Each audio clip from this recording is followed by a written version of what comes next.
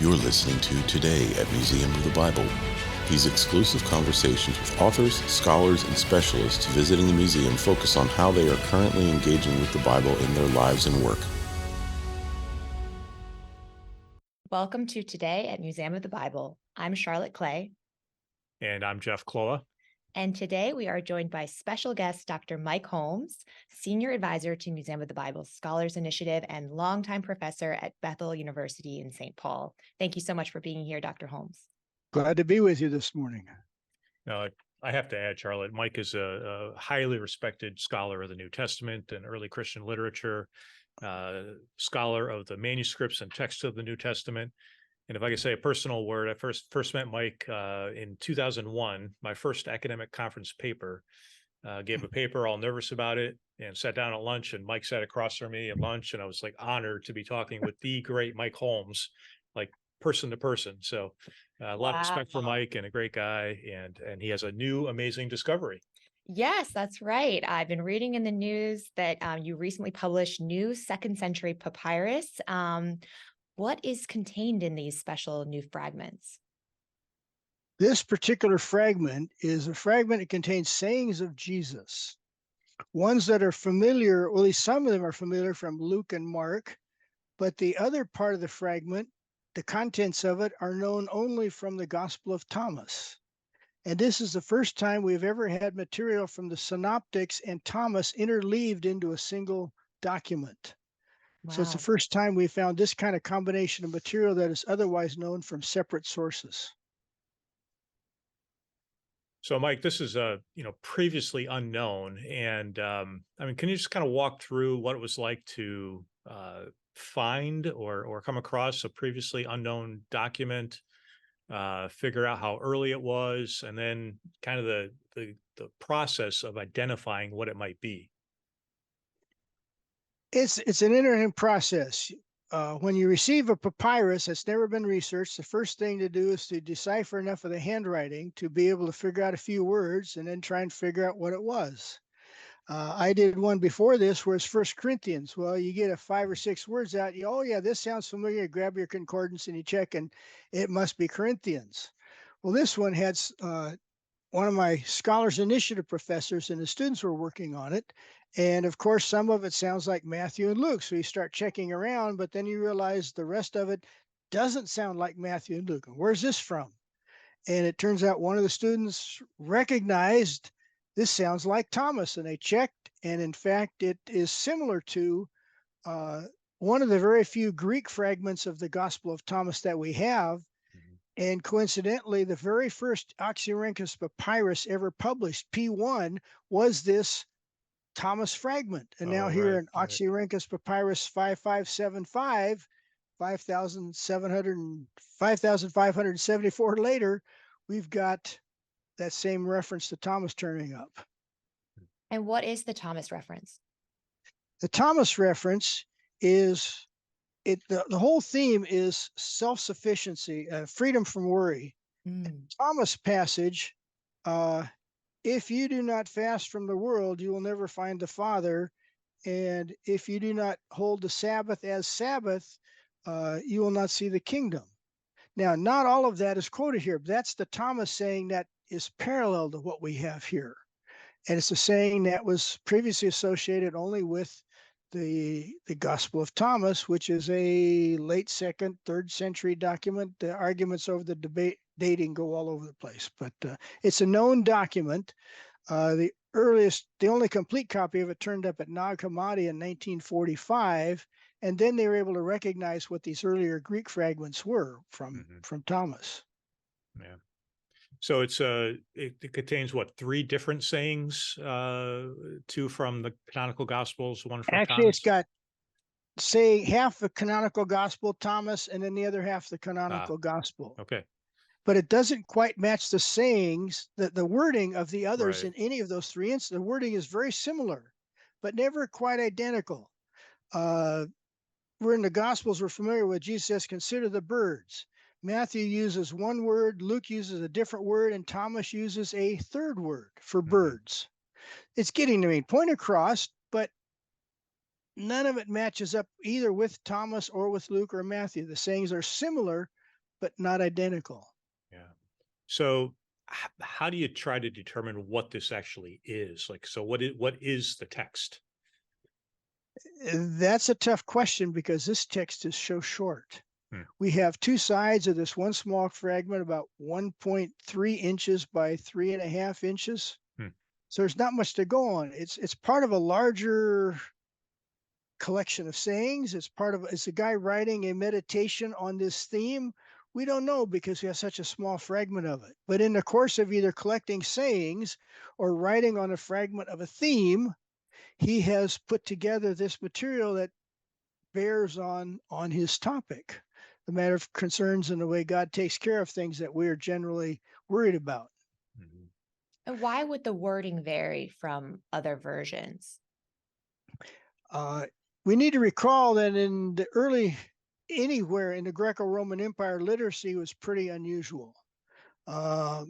Under good conditions, you might have 10% of the population literate, often much less than that. So people worked in a much more of an oral situation. You would hear something read and you would recall it later on. Well, many times you'd recall it fairly close, but sometimes, it's like when we remember song lyrics, sometimes we don't quite remember exactly, Right. about what it was. But so it was an environment where most things were on the basis of oral, but often it was orally remembering something you'd heard read to you. Hmm. And so the written texts were there, but they're also being passed on by word of mouth as people. Well, in the sermon today, they were talking about, and the pastor was reading from Matthew, and you sort of remember it, but you get the gist of it, but not the exact words. So it's very much a combination oral, written environment. So it's pretty unusual to have a text from the 2nd century, isn't it? A Christian text from the 2nd century? Yes. Somebody asked me the other day, how many do we have? And the question is, we're not sure. Dating manuscripts is tricky. This one is from Oxyrhynchus, Egypt. About 500,000 documents have been discovered there, and maybe 10% of them have been analyzed. Many of them are tax records, receipts, bills of sale, letters from a student writing home to his parents because he needs more money for school. It's more expensive than he thought it was. These often have dates on them. The tax records and receipts are often dated, so you can do something with their interpret. This has to come from here. All of our Christian documents from this early period are undated. And all you can do is compare them to other writings that hopefully have a date. But when they're undated, it's difficult, and you can't pin down a writing style within more than about a century. Sometimes they'll say, oh, this one was written about AD 125, but unless it's got a date on there, you can't pin it down that close. Some of you will remember your grandmother's handwriting, where they learned a very stylish way of writing that we did learn when I was in grammar school. My grandmother wrote that same way for 80 years. And so how do you pin down a document she wrote? I could tell you it's her handwriting, but from the handwriting, I can't pin it down any more than about an 80-year range. So to say 2nd century, we're putting at least 100-year span on there and saying it looks like it's sometime in this page. We had, in our case, 2 dated documents with a similar handwriting script. So we did have some dated documents to compare to, but even then, it's no guarantee because the handwriting styles didn't change that fast. To say a 2nd century, it could be the first half of the 2nd, it could be the first half of the 3rd just as well. Yeah. This is a probability argument. And so all of our 2nd century stuff, some of them say, oh, this document's probably about 200. Probably so, but that means it could be 250 or later, or it could be, it's unusual to have anything, but to have even a probability of 2nd century is unusual. And this one, at least we have some dated comparables to work off of. Now, often, Mike, these newly discovered texts, especially ones that involve Jesus, can be very sensationalistic. The media picks up a theme. It seems that you were pretty, I don't want to use the word careful, but responsible in the way you describe the text. what were you concerned about how this might be, or what were you trying to guide the discussion toward when you published the fragment? Well, we were trying to leave it kind of wide open for the discussion. It's a short piece, and the possibilities are all over the place. It's similar to Thomas. Is this a source that fed into Thomas? Is this a source that drew on Thomas? It could be either direction. We don't know. It's too brief and we lack any context. So when we put the piece together, we tried to be as descriptive as possible to lay out some of the possibilities, but we stopped at that point because otherwise there's no quitting. Once you start speculating, you could write 3 times as much and still not really say anything more than we did. So we deliberately described as much as we could, laid out a few of the possibilities, and left it to scholars to speculate from there. And some of them have not wasted any time in doing so. But that's fine with us. We've got the speculate data. A little, Mike. What could it be? It I know could you're be very careful, somebody. but it's podcast. It's okay. It could be somebody writing on this theme. He's got the theme of care and concern, of being concerned about things that pass away, what we wear, what we eat. He says God takes care of that. It's not something we should be about. And if you get too distracted with those things and don't seek what's important, you'll fall asleep. It could be some guy's meditation on that. It could be part of a homily on that. From Oxyrhynchus, we've picked up a number of Christian documents of all sorts. You've got hymns that from there, a fragment of an early hymn. The first one with musical notation included on it, in fact. Really unusual. Amulet, a little piece of scripture on a piece of papyrus you'd wear around your neck as a good luck charm kind of thing. Hymns, letters, homilies, literary documents, all sorts of stuff there. And so it's hard to say on the basis of such a short thing with just 2 sayings, basically. Was this quoting 2 sayings as part of his homily, or was it a larger collection? We just don't know. Yeah, you're still being very careful, Mike. I am. Really admire that. Yeah. It's an you're not absence going to of make any evidence. headlines on the news, Mike. Yeah. No. So what is the significance then? I mean, if it's not, we don't know exactly what it is. It sounds like you're kind of, as a scholar, looking at a lot of different pieces, fragments of this, fragments of that, and trying to piece things together, right? So, what does this actually tell us, if anything? It's more evidence of early Christians working with sayings of Jesus in their everyday life. In this case, we've got 2 strands that have not connected before that somebody has connected. We have the Gospel of Luke, the Gospel of Matthew, and then there's the Gospel of Thomas, 3 distinct and separate written documents. All of them drew on early material. The Gospel of Thomas draws heavily on the synoptics. That's a debated point, but a good friend of mine who's written a commentary on that has, I think, made a good case that Thomas draws on the synoptics, but then adds in a lot of distinctly Thomasine material that has its own viewpoint on things. Some of it's a bit misogynistic. And Peter at one point says, tell Mary to leave because women are not worthy of the life. And Jesus says, I'll make her a man like you males and she'll be worthy. It's got its own angle on there. Well, this has links with Thomas, but is it a source that fed into Thomas? Is it Thomas that someone? It raises those possibilities, but it's one more data point in a fairly empty map than we had before. But where you take it from there, it's every data point like that's important. So here's a connection we didn't know somebody was making, but I wish we could know if it was before or after Thomas itself got written. Yeah, then we'd be somewhere. So yeah. So you're connecting unknowns to other unknowns and trying to figure out what it looks like. This person who is interested in sayings of Jesus is connecting traditions we otherwise don't see connected. Yeah. What do you think could be discovered in other fragments from the same site?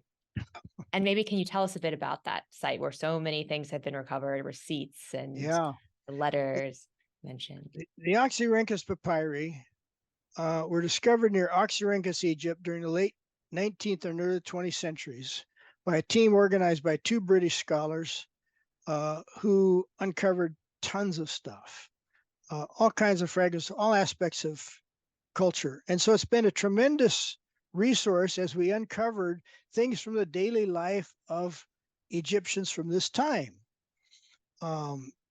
One of them was a receipt saying, well, the roses aren't so nice this year, so I sent you these other flowers instead. My mother-in-law owned a nursery, and here's somebody having the same issue she dealt with there. Within them, we found these early Christian documents as well, and it's given lots of information we didn't have before about the everyday life of people. What do you learn from their trash? Right. Today, the FBI sometimes goes and searches somebody's trash looking for evidence. Well, now this they is just what look at we your have. email. It's all the same. Yeah. Yeah, same idea there. So it's a tremendous archaeological resource that's told us a lot about the ancient world and of Egypt, including the Christians who are a part of that society and culture. What does it tell us about those early Christians?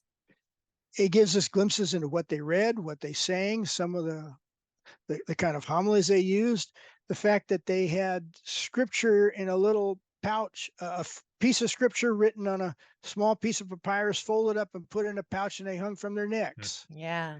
Now, a lot of people today wear a cross. Well, this is something similar in that sense. Did they think it would help keep them healthy? Would it ward off evil spirits? We're not quite sure sometimes, but we know we have fragments like that of scripture that were worn that way. So it just gives us glimpses into some of the habits that are interesting and have some parallels with Christians today.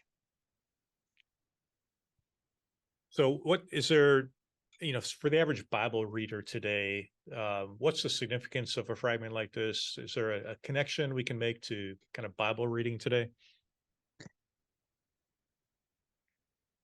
Perhaps in this sense, today we read our Bibles and we read a lot of other stuff with it. And sometimes that other stuff shapes how we read the Bible. Sometimes the Bible shapes how we read Christian literature. You never know which one is, for any given follower of Jesus, you never know which one they're more shaped by, what somebody says about the Bible or the Bible. Well, here's somebody here who is working with sayings that are found in Scripture, at least a close version of them, and also with the Thomas material. So there's somebody who's got two different influences coming in their life there. Beyond that, we can't say too much, but we find Christians today aren't all that inventive. We do the same things that our forefathers and foremothers have been doing for 2,000 years. Yeah, it's true. Reading the same passages. People are still preoccupied with worry and concern. Yeah. It's interesting. Yeah. Well, what other projects are you working on, Dr. Holmes? I'm working on a commentary on the martyrdom of Polycarp. Polycarp was the bishop of the church in Smyrna, one of the ones mentioned in Revelation. And in the late 150s, 160s AD, he was executed for refusing to swear allegiance to the Roman emperor. He's burned at the stake. So you have the story of an 86-year-old bishop refusing to deny Jesus. He says, I've served Jesus 86 years. How can I deny him now? Yeah. And it's a story of his death for that. In telling that story, it's the church that he was bishop of wrote a letter to the neighboring church telling that story. And along the way, I think they make it a pretty dramatic story, maybe slightly more than it was. I don't know. Sounds pretty dramatic, just the way you describe it. Yeah. He stands up. The sheriff that arrests him is named Herod, just like the guy Jesus ran into. And the sheriff tries to interrogate him and make him swear to Caesar. And Polycarp says no. And so the sheriff kicks him out of the chariot, and Polycarp bangs his shin on the chariot, but keeps going as if nothing happened. The trial judge wants him to persuade the crowd. He says, you I might have thought worthy of, but the crowd, I won't do that. He says, well, say away with the atheist. So Polycarp waves his hand at the crowd and says, away with the atheist, doing just what the judge wanted, but not doing what he wanted. So it's a lot of drama in the whole thing as he goes to his death. Yeah. So that's what I'm working on these days. I won't ask you when you started it, Mike. That's good. It's a big project, and another important second century text that tells us about Christians in the second century, the kind of things they're dealing with, the kind of things they're concerned about, and really kind of connects us back, 2,000 years to the same kinds of issues, same kind of people, right? Yep. Fantastic. Well, thank you very much. Thank you so much for being here. And And Mike, great to connect again. And thanks for sharing with us a little bit about this project. Congratulations. Yes. And we'll look forward to more fragments being published by you in the years ahead. Got a few more to come. Yes. Thank you. We'll talk about that later. Thanks, Mike. All right. Thanks. Bye now. And thank you for joining us on Today at Museum of the Bible. Thank you for listening to Today at Museum of the Bible. Join us again to hear how authors, scholars, and leaders are engaging with the Bible every day. Only on Today at Museum of the Bible.